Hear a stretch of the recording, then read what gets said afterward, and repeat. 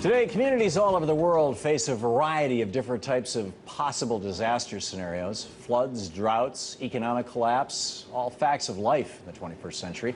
As the climate continues to warm and we remain attached to chaotic financial systems, they'll all probably become more common. To make matters worse, our society as it's currently structured is rather brittle and unprepared to handle such threats. The big challenge of our time when confronted with climate change and economic chaos, then, is to create communities that are strong enough to endure disasters and sustainable enough to prevent them. For tonight's Conversations with the Great Minds, I'm joined by one of those people working hard to ensure that our communities are adequately prepared for the dangers ahead. Dr. Michael McDonald, Chairman of Global Resilience Initiatives, Executive Director of Health Initiatives Foundation, Inc., and Coordinator of the Global Resilience System. Dr. McDonald, welcome to the program.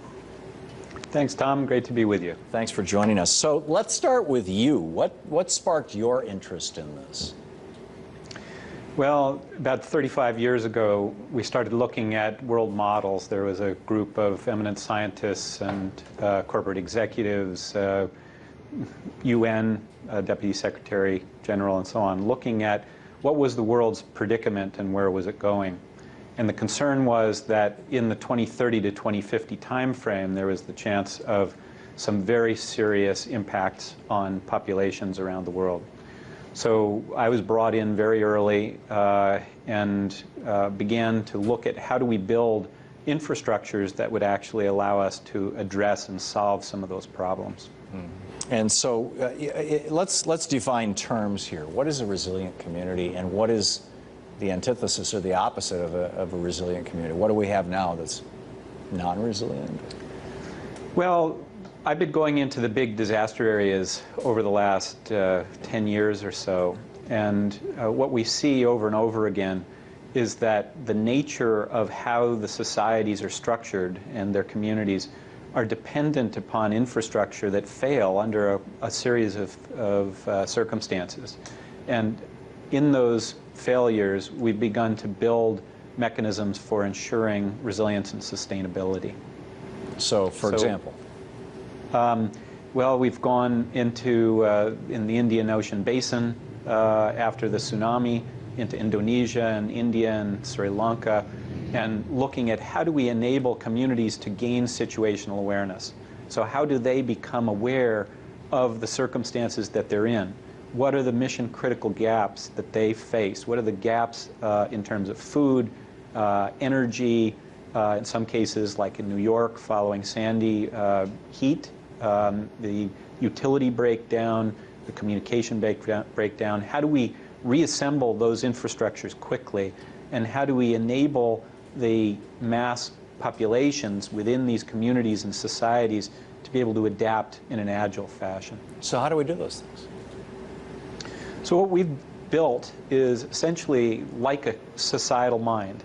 It has a deep evidence base, a knowledge management system, and it enables populations down to the neighborhood level to understand the problems that they're facing and to engage in the process of identifying the gaps and then setting up solution sets.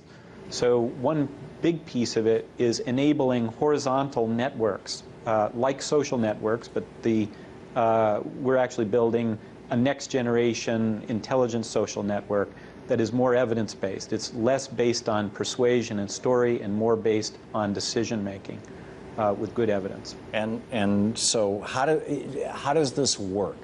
For example, in a community, the community would do what? What would they change? How would they behave? So let's look at New York. Following Sandy, for example, the Rockaways, which is a peninsula along the coast of New York City, got hit very hard, as did Staten Island and Sheepshead Bay and Coney Island and Red Hook. Each of these communities, what was happening is that the police and fire were very devastated. They lost, thousands of civil servants lost their homes, and the city was not able to respond very quickly.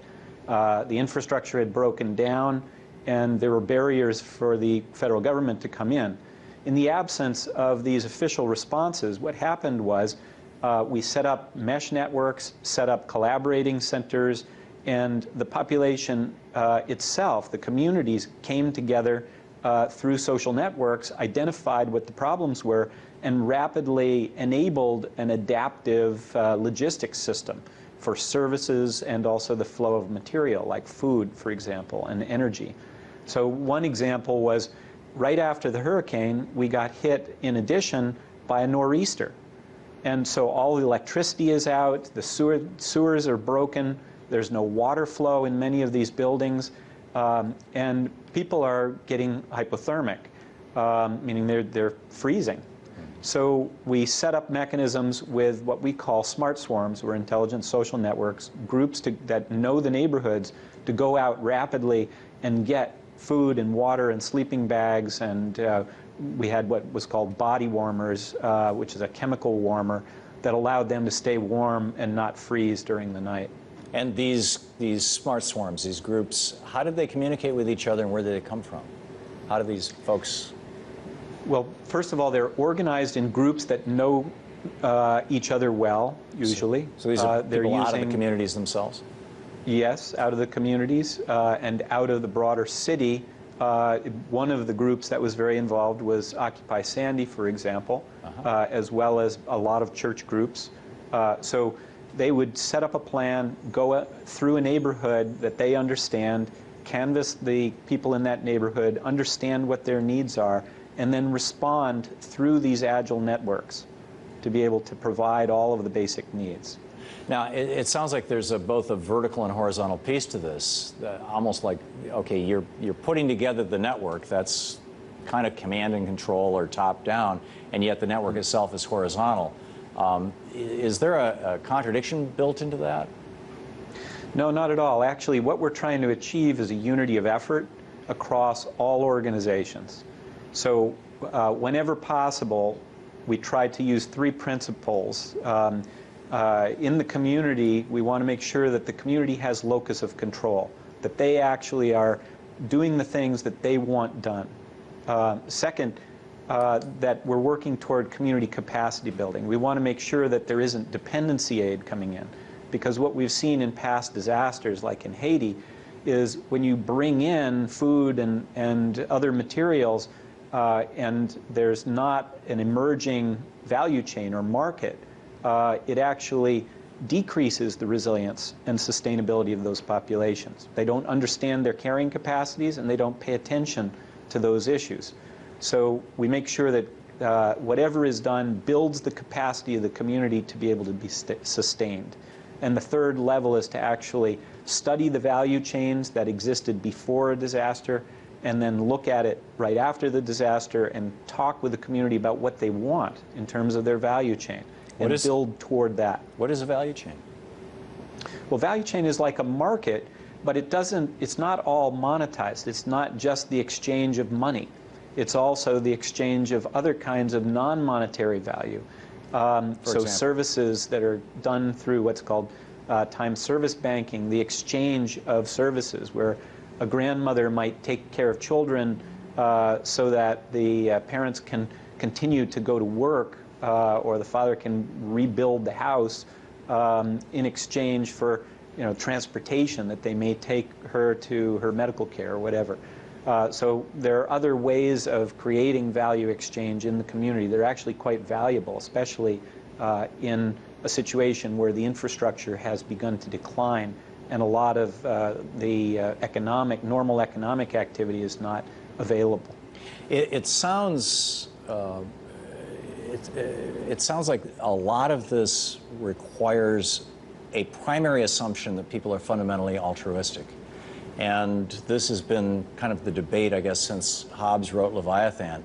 Are we fundamentally altruistic, or are we fundamentally selfish? Is this based on the assumption that humans are altruistic, and does it demonstrate that? Well, I don't know that it's based on an assumption at all. It's really based upon the behaviors that we're observing in these disaster areas.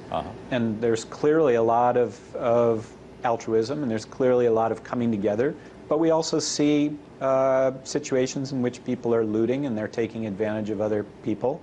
So the community as a whole, collectively, if you provide the proper resilience networks and that creates situational awareness, the community can begin to intervene in the minority of cases in which there are people that are preying on others. Yeah. So I think it's really a matter of how do we get the best outcome? How does the community rapidly assemble itself so that it can understand what's going on, what its options are, what its problems are, and solve those problems?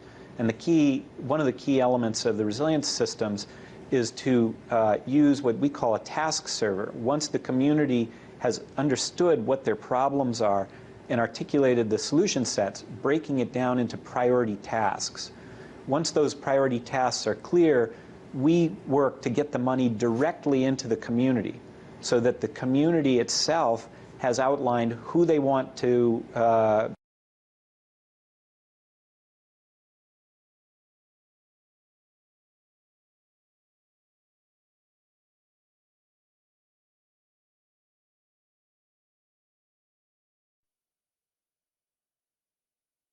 the value of the aid that's coming in as well. What we know is that in disasters where people are feeling helpless, that's where you begin to see bad behavior. If people feel as if they have no locus of control, they may do bad things to gain control, even though it's actually detrimental to themselves or the community. So the key is to enable locus of control in a way that rewards good behavior and rewards building out an infrastructure that's going to successfully bring them back to a new normal. Yeah. It seems that in an environment, in a disaster environment where you have lost all your infrastructure, you've lost your electricity, you've lost the ability to communicate, cell phones aren't working, the towers are down, it just comes down to, or if it just comes down to individual people, that's going to be one of the most challenging environments. I'd like to get into with you, how do you make it happen in that kind of an environment where there is no ability to instantly or electronically reach out to people, where it all has to be physical? And then also, how do we build resilient communities across the United States, around the world, that can deal with these kind of things in the future? We'll do that right after the break, if that's all right with you. Sounds good. Dr. Michael McDonald. More of tonight's Conversations of the Great Minds with Michael McDonald after the break.